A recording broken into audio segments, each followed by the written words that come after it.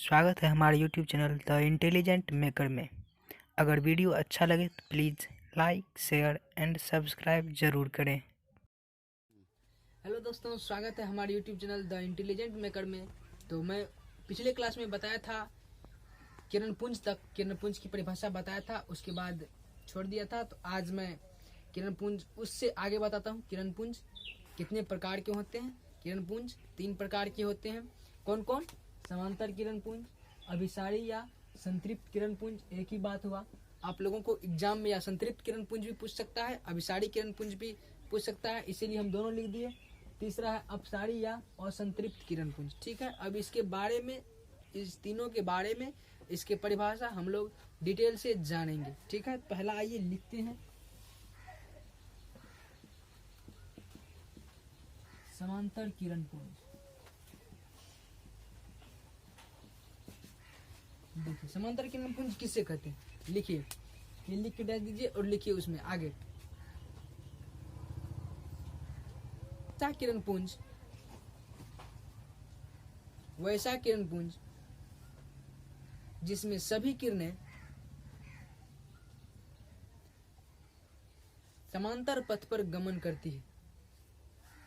वैसा किरणपुंज जिसमें सभी किरणें समांतर पथ पर गमन करती है।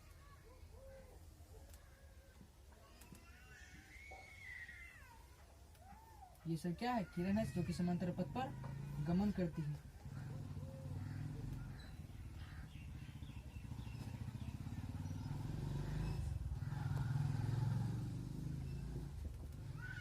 चलिए आप लोग लिख लीजिए।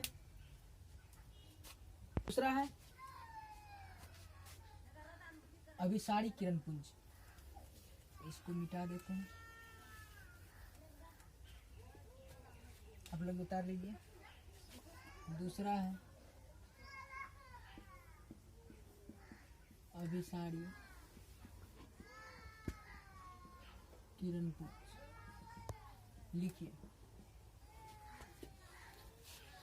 वैसा किरणपुंज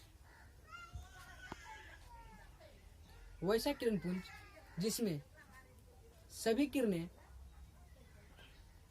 एक ही बिंदु पर मिलती है। वैसा किरणपुंज जिसमें सभी किरणें एक ही बिंदु पर मिलती है, उसे या संतृप्त किरणपुंज कहते हैं। लिख लिया? चलिए इसका फिगर देखते हैं।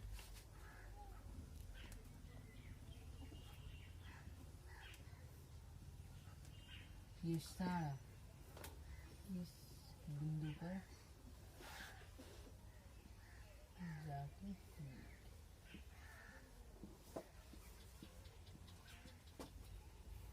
ये क्या है? फिगर है अभिसारी किरण।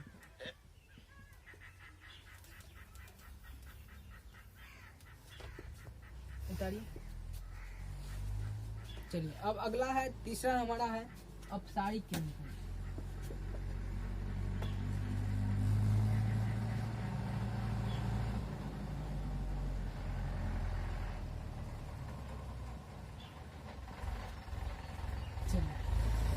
या असंतृप्त किरणपुंज। वैसा किरणपुंज, लिखिए, वैसा किरणपुंज इसमें सभी किरणें अपने पथ से दूर विचलित हो जाती है। किरणपुंज जिसमें सभी किरणें अपने पथ से दूर विचलित हो जाती है, उसे अपसारी किरणपुंज कहते हैं। परिभाषा देखिए, फिगर देखिए।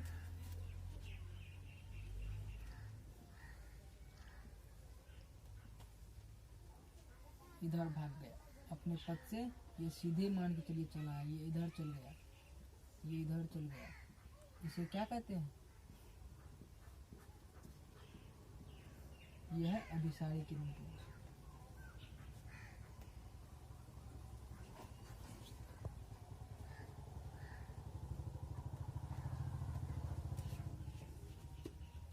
वैसा किरणपुंज जिसमें सभी किरणें अपने पथ से दूर विचलित हो जाती है, उसे अभिसारी किरणपुंज कहते हैं। चलिए इसका फिगर उतारिए आप लोग।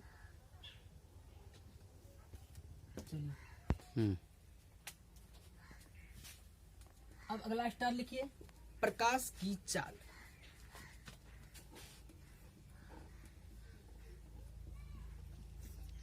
प्रकाश की चाल, वेलोसिटी ऑफ लाइट। लिख के डैश दीजिए आप लोग। प्रकाश की चाल, वेलोसिटी ऑफ लाइट लिखिए। भिन्न भिन्न माध्यमों में प्रकाश की चाल, भिन्न माध्यमों में प्रकाश की चाल अलग होती है, अलग अलग होती है। निर्वात या शून्य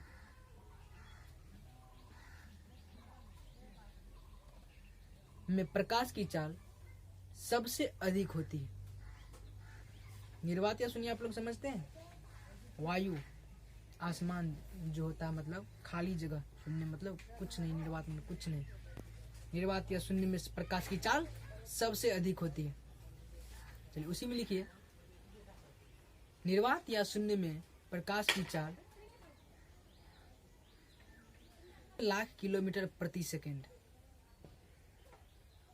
3,00,000 किलोमीटर प्रति सेकंड, या उसको ऐसे लिख सकते हैं 3 × 10⁵ किलोमीटर प्रति सेकंड। 3 × 10⁵ किलोमीटर प्रति सेकंड, या 3 × 10⁵ किलोमीटर प्रति सेकंड, या उसी को 3,00,000 किलोमीटर प्रति सेकंड, या किलोमीटर प्रति सेकंड, या 3 × 10⁸ मीटर प्रति सेकंड। अगर किलोमीटर में पूछेगा तो ये, अगर मीटर में पूछेगा तो ये। ठीक है, आपको एग्जाम में यदि ऑब्जेक्टिव में पूछेगा या तो किलोमीटर में या मीटर में पूछेगा। अगर किलोमीटर में पूछेगा तो ये खोज के देना है, और मीटर में पूछेगा तो ये खोज के देना है। प्रकाश की चाल 3,00,000 किलोमीटर प्रति सेकंड, या 3 × 10⁸ मीटर प्रति सेकंड होता है। लिखिए, माध्यम बदलने पर प्रकाश की चाल भी बदलती है। यानी कि यदि निर्वात में इतना है तो पानी में दूसरा कुछ होगा, प्रकाश की चाल। माध्यम बदलने पर प्रकाश की चाल भी बदल जाती है। लिखिए।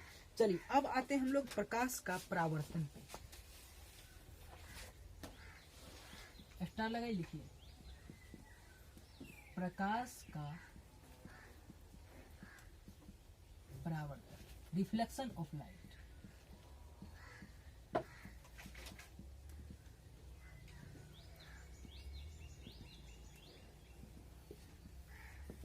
प्रकाश का परावर्तन, रिफ्लेक्शन ऑफ लाइट।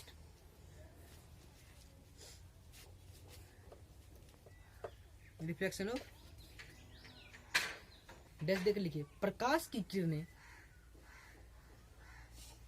प्रकाश की किरणें किसी सतह से टकराकर, प्रकाश की किरणें किसी सतह से टकराकर प्रक्रिया को प्रकाश का परावर्तन कहते हैं। फिर से, प्रकाश की किरणें किसी सतह से टकराकर वापस लौटने की प्रक्रिया को प्रकाश का परावर्तन कहते हैं। आइए फिगर के द्वारा समझते हैं। ये मान के चलिए सतह, कोई सतह है, ये क्या है, कलई किया हुआ भाग। इस पे ये किरण आई और यहाँ पर टकराई और इधर लौटी, इधर से किरण आई, इधर लौट गई। इसके बीच में हम लोग एक अभिलंब देते हैं, और यहाँ ये बिंदु जो हुआ इसे क्या कहते हैं, आपतन बिंदु। ये क्या है, परावर्तक सतह। ये क्या है, परावर्तित किरण।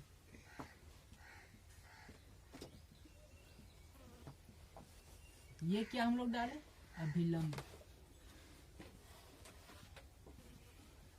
इसके बीच में कोण जो बना वो क्या हुआ? परावर्तन कोण।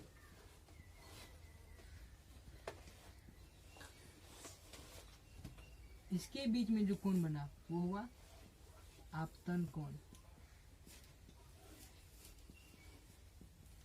ये जो किरण आई ये हुआ आपतित किरण।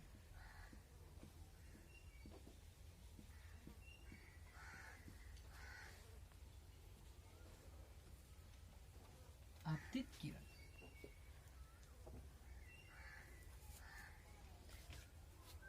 अब हम लोग ये सभी की परिभाषा, आपतित किरण क्या है, आपतन कोण क्या है, अभिलंब क्या है, परावर्तित किरण क्या है, परावर्तन कोण क्या है, आपतन बिंदु क्या है, परावर्तक सतह क्या है, सब की परिभाषा बारी बारी से लिखेंगे। पहले आप लोग इसको उतारिए।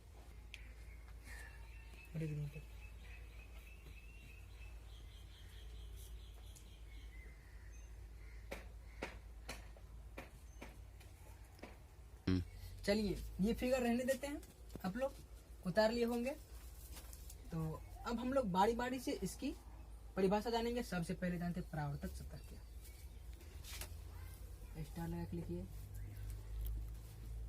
परावर्तक सतह।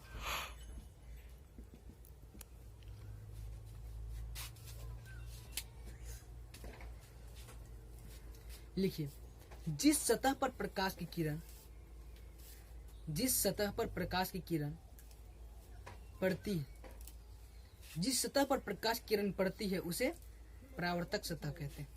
यानी कि इसी सतह पर प्रकाश किरण पड़ी, इसी को क्या कहेंगे? परावर्तक सतह। ये कौन सा सतह है? परावर्तक सतह। जिस सतह पर प्रकाश की किरण पड़ती है उसे परावर्तक सतह कहते हैं।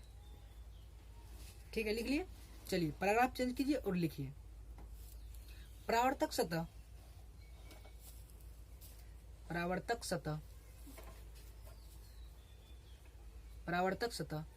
चमकीला तथा चिकना होता है। परावर्तक सतह चमकीला तथा चिकना होता है, जिसके कारण आसानी से प्रकाश का परावर्तन होता है।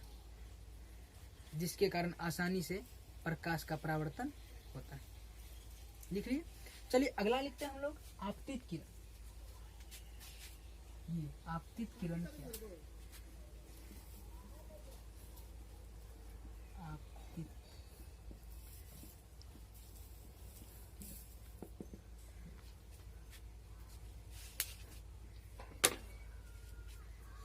लिखिए क्या है? ये परावर्तक सतह पर आने वाली किरण, ये परावर्तक सतह है, इस पर आने वाली किरण को क्या कहेंगे हम लोग? ये किरण जो है उसे क्या कहते हैं? आपतित किरण। लिखिए, परावर्तक सतह पर आने वाली किरण को आपतित किरण कहते हैं। बहुत सिंपल परिभाषा है, सब सिंपल ही परिभाषा है, सबका परिभाषा इसी में छिपा हुआ। आप लोग समझिए और लिखिए, याद करने की जरूरत नहीं, खाली समझ गए बस। परावर्तक सतह पर आने वाली किरण को आपतित किरण कहते हैं। लिख लिया। चलिए अगला हमारा आपतित किरण हो गया। चलिए इसके बाद जानते हैं परावर्तित किरण। एक्स्ट्रा लगा के लिखिए, परावर्तित।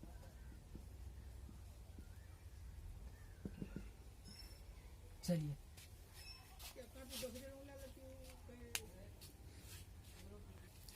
लिखिए, परावर्तित किरण क्या है? परावर्तित किरण किसे कहते हैं?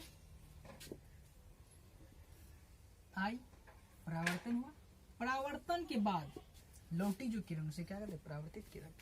चलिए लिखिए, परावर्तन के बाद परावर्तक सतह से वापस लौटने वाली किरण को परावर्तित किरण कहते हैं। यहाँ पे परावर्तन हुआ, आई किरण परावर्तन हुआ और वापस परावर्तक सतह से वापस लौटा। फिर से, परावर्तन के बाद परावर्तक सतह से वापस लौटने वाली किरण को परावर्तित किरण कहते हैं। चलिए अब क्या है? ये हो गया, ये हो गया, ये हो गया। अब ये आपतन बिंदु,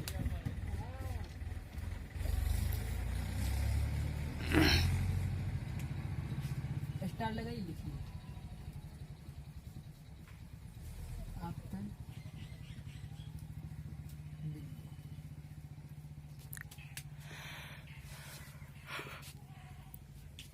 देखिए आपतन बिंदु क्या है, ये क्या है आपतन बिंदु।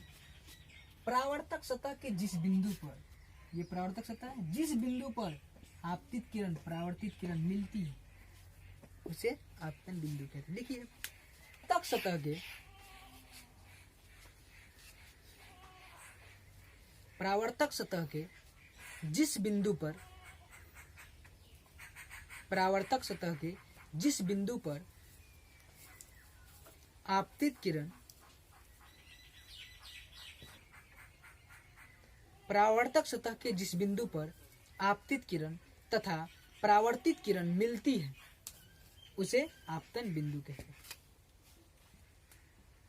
यानी कि ये परावर्तक सतह पर आने वाली किरण और जाने वाली किरण जो मिली यहाँ पे, इसे क्या कहते हैं, आपतन बिंदु। परावर्तक सतह पर आने वाली किरण को, आने वाली किरण तथा जाने वाली किरण जहाँ मिलती है उसे क्या कहते हैं, आपतन बिंदु।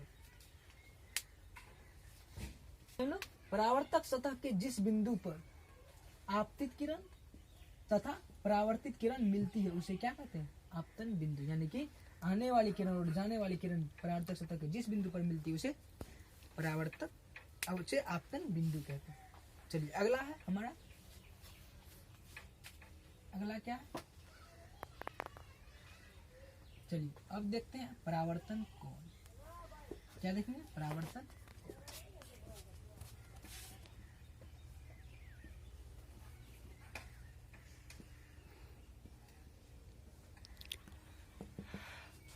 परावर्तन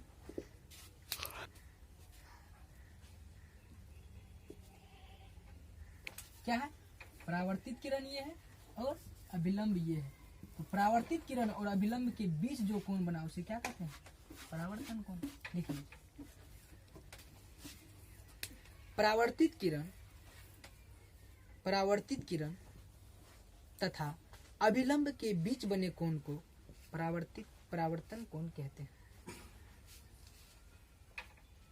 परावर्तित किरण तथा अभिलंब के बीच बने कोण को परावर्तन कोण कहते हैं। चलिए समझ गए। अब है आपतन कोण। अब क्या है, आपतन कोण, स्टार लगाइए, लिखिए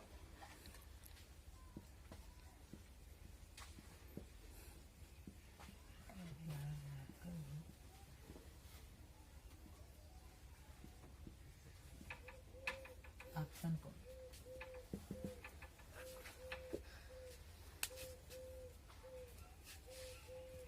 आपतित किरण तथा अभिलंब के बीच बने कोण को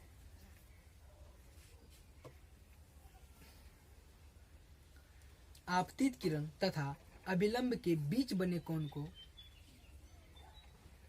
आपतन कोण कहते हैं। आपतित किरण और अभिलंब के बीच जो बना कोण, ये इसे क्या कहते हैं, आपतन कोण। समझ गए। आपतित किरण तथा अभिलंब के बीच बने कोण को आपतन कोण कहते हैं। अब ये हो गया, ये हो गया, ये हो गया, ये हो गया, ये हो गया, बच्चा अभिलंब।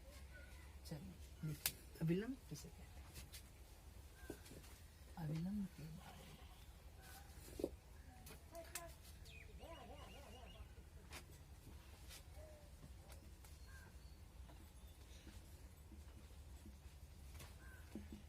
अभिलंब देखिए,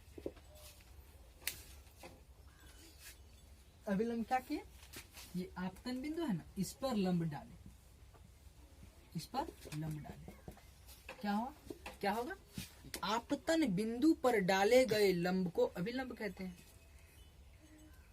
आपतन बिंदु पर डाले गए लंब को अभिलंब कहते हैं। लिख लीजिए आप पैराग्राफ चेंज करके, इसे n से सूचित